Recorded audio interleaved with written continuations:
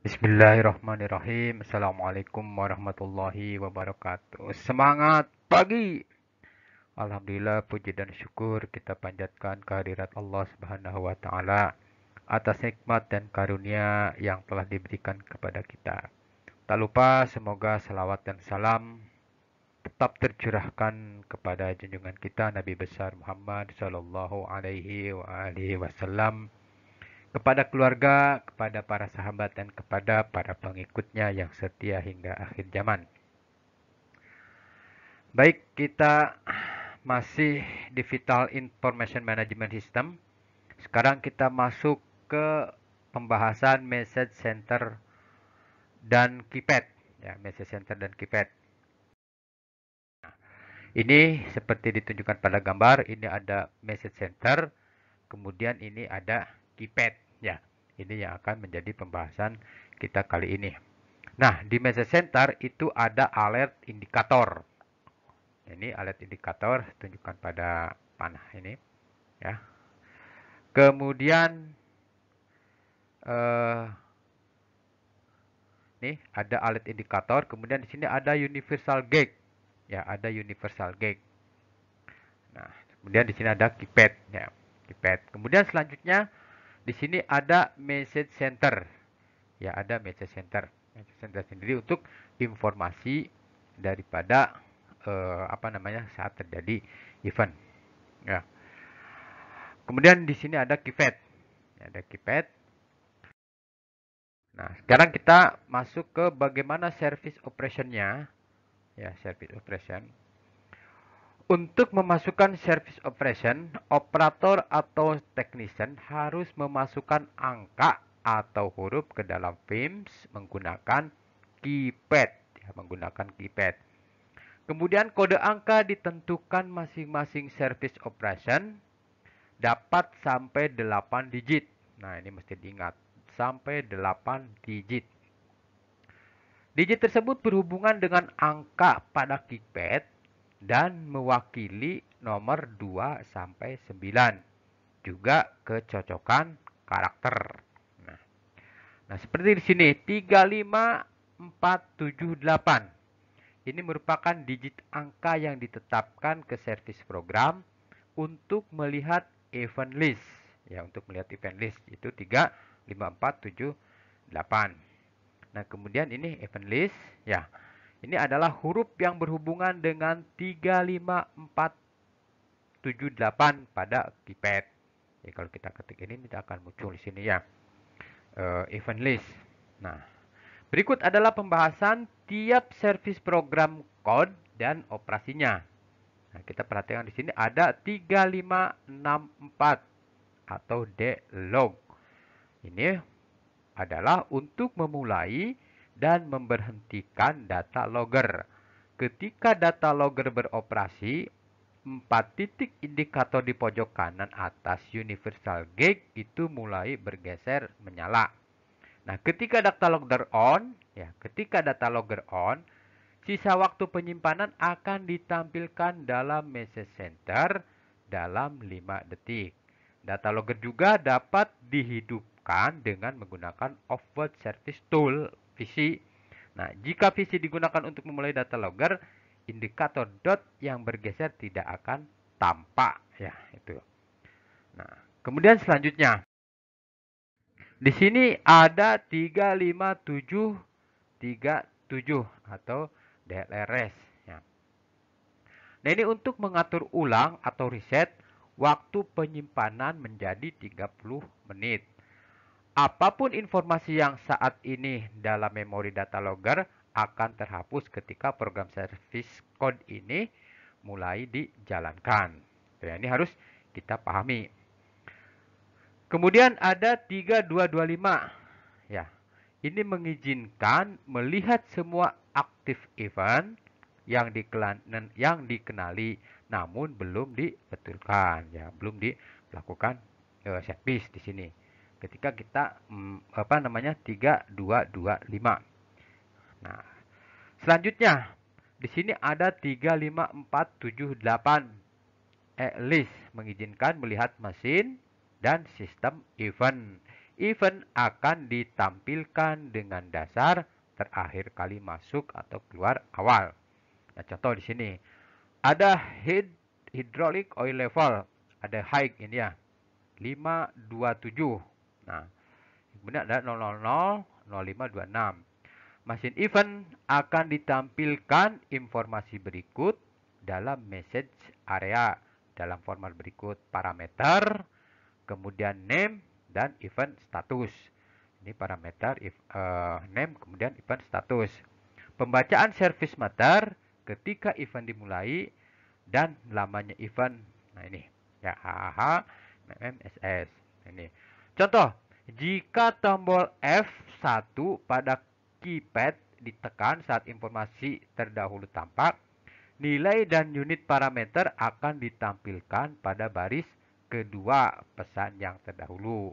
Nah, sistem event akan menampilkan informasi berikut: parameter name, kemudian error, pembacaan service matter ketika event mulai lamanya event. Contoh, oil pressure, kan? Nah, ini oil pressure 4665. Nah, ini error pada 000656. Jika Ctrl F1 pada keypad ditekan sambil menampilkan informasi di atas, informasi diagnostik MID, CID, dan FMI itu akan menampilkan baris kedua mesin. Nah, ini ya. Ini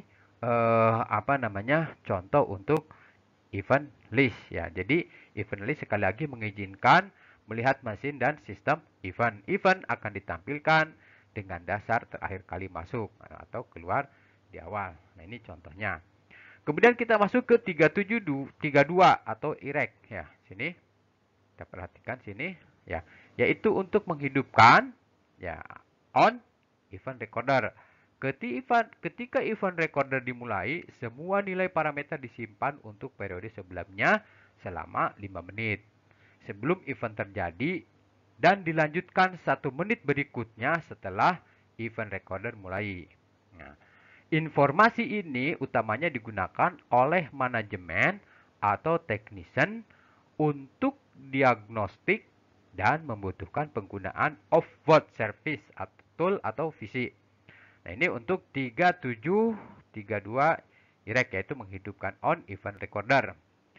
Selanjutnya kita masuk ke 37828 ya, yaitu menampilkan jumlah mesin event dan sistem event yang tersimpan sejak main FIMS modul atau FIM modul utama terakhir kali dikosongkan memorinya.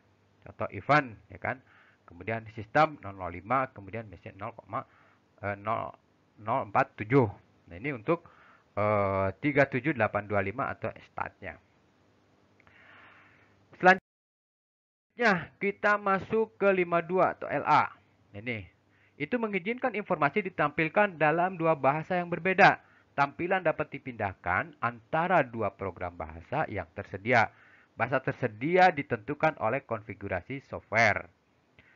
Berikutnya di sini ada 382626 loopman ya, mengizinkan pengoperasian secara manual pada automatic loop system dan mulai satu siklus auto loop. Ya, auto loop tidak dipasang pada semua model mesin. Selanjutnya kita masuk ke 582738 loop set. Digunakan untuk mengatur interval waktu antara tiap-tiap pelumasan dan siklus pengulangannya. Ya, ini ya, untuk lubrikasi. Lamanya pelumasan tiap mesin adalah khusus. Ya, periksa literatur servis yang sesuai. Misi Center akan menampilkan pengulangan auto loop beberapa detik pada baris pertama dan waktu dalam detik pada baris kedua. Gunakan tombol panah forward dan backward untuk mengatur waktu pengulangan. Tekan tombol OK untuk mengatur interval waktu pengulangan. Ini ya untuk loop set, untuk men-setting lamanya waktu lubrikasi ya, pelumasan. Kemudian kita masuk ke 782548 SVCLIT ya. Itu mengizinkan operator untuk mengatur ulang service flying hanya untuk event yang tampak dalam message area. Ini untuk 782548 mengizinkan operator untuk mengatur ulang service like ya. Selanjutnya yaitu 8378 test mengizinkan operator untuk memulai film self test. Sistem self test itu membutuhkan waktu kira-kira 2 detik. Self test itu serupa dilakukan tiap saat skill switch diputar on. Nah, ini untuk 8378 tes. Kemudian untuk 86 UN mengizinkan informasi yang tampak diganti antara unit pengukuran US dan metrik. Nah, ini untuk service operation ya. Kita lanjut, kita masuk ke warning operation ya. Bahwa message center itu berfungsi untuk menampilkan warning operation. Nah, di sini seperti terlihat ada action lamp. Ada action lamp, kemudian di sini ada alert indikator dan ada action alarm. Nah, kita perhatikan sini ya. Pada FIMS terdapat 3 warning kategori. Yang pertama, kategori pertama yang membutuhkan kepedulian operator. Itu untuk kategori pertama. Kemudian kategori kedua mengharuskan operator untuk mengubah pengoperasian mesin ataupun merubah prosedur maintenance. Dan kategori ketiga, ya kategori ketiga mengharuskan mesin segera dimatikan dengan aman. Nah, ini pentingnya warning kategori. Ya.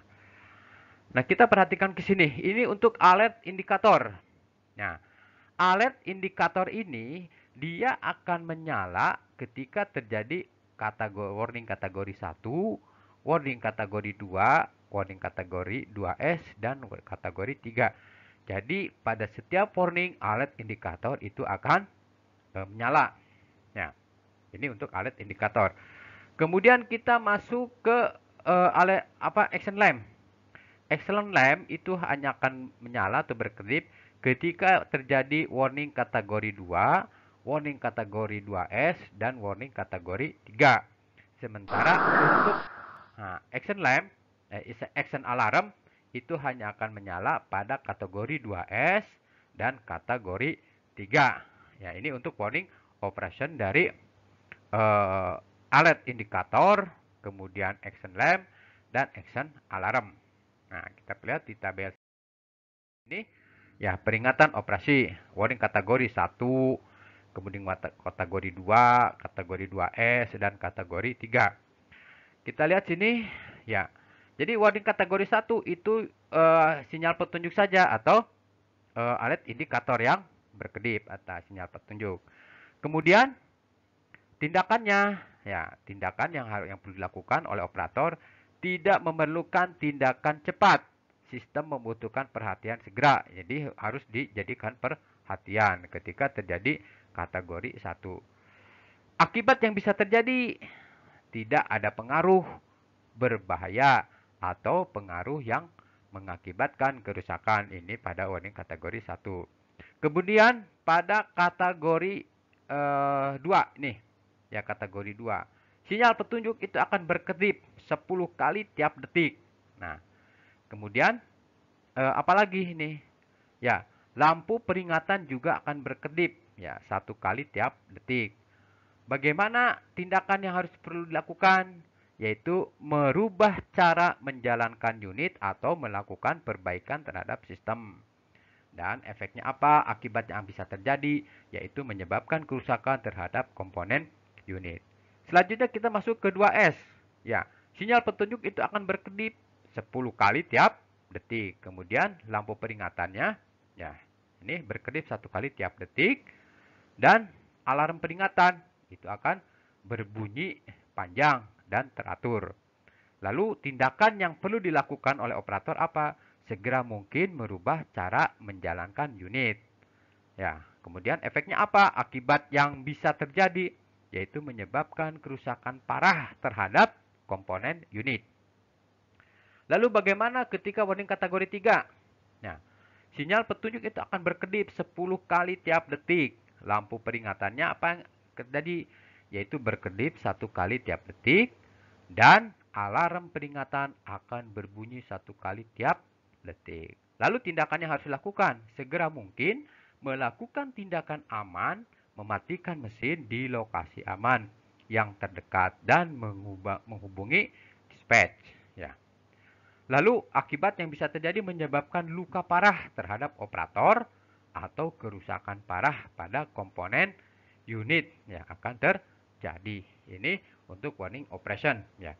Itu kategori peringatan 1, kemudian 2, 2S dan 3. Ini harus diperhatikan. Nah, kemudian kita masuk ke parameter. Ya, parameter. Nah, parameter ini di sini misalkan ada engine speed. Ada engine speed sebagai parameternya. Kemudian ada coolant temperatur. Ya. Ketika ini terjadi, maka parameter ini akan menimbulkan apa di sini? Akan menimbulkan warning. Warning. Di sini ada action lamp, kemudian ada action alarm. Ya. Itu. Ini untuk parameter.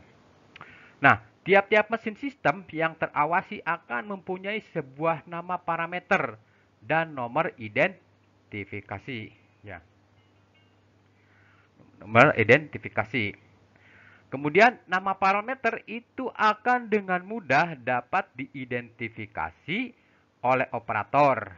Dan tidak semua parameter akan ada pada semua mesin.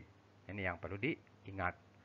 Selanjutnya, periksa operation and maintenance manual yang cocok untuk mesin yang dimaksud. Tuh. Dan tiap parameter itu mempunyai sebuah batasan warning penentuan sebelumnya secara khusus. Pergerakan atau open atau closing switch kontak akan memicu sebuah warning kategori ketika data yang diolah mencapai sebuah batasan yang ditetapkan sebelumnya atau di kisaran tinggi atau rendah. Nah, ini untuk para parameter. Ya. Nah, ini contoh-contohnya parameter nomornya. Ini nomor parameternya ada 99, 100, 101 dan seterusnya. Kemudian nih nama singkatan VIM-nya throttle lock enable. Kemudian ada engine speed. Nah, nama lengkapnya throttle lock enable switch. Ya, ada engine speed. Kemudian sumber modulnya 36, 36, 36 dan seterusnya. Lalu tipe sinyalnya, ya, ada calculated, kemudian ada frekuensi, ada analog. Nah, ini ada calculated. Deskripsi parameter. Ini mengindikasikan posisi on atau off pada throttle lock enable switch. Nah, kemudian ini speed, ada keterangan juga ini. Kecepatan putaran aktual crankshaft, sensor terpasang pada flywheel housing. Nah, atau pada crankshaft engine ECM. Sensor menghasilkan variasi frekuensi sinyal sesuai gigi pada gear yang melewatinya. Variasi frekuensi sinyal dikirim ke ECM, kemudian ECM menggunakan variasi frekuensi sinyal itu untuk menentukan kecepatan engine. Nah, inilah parameter-parameter pada FIMS seperti terlihat pada tabel ini. Jadi teman-teman nanti bisa mempelajarinya ya, dari mulai nomor parameter, kemudian nama singkatan, nama lengkap FIMS-nya, sumber modulnya apa, tipe sinyalnya apa. Nah, demikian untuk penyampaian materi message center dan keypad. Mudah-mudahan bermanfaat. Mohon maaf atas segala kesalahan. Terima kasih. Assalamualaikum warahmatullahi wabarakatuh. Semangat pagi!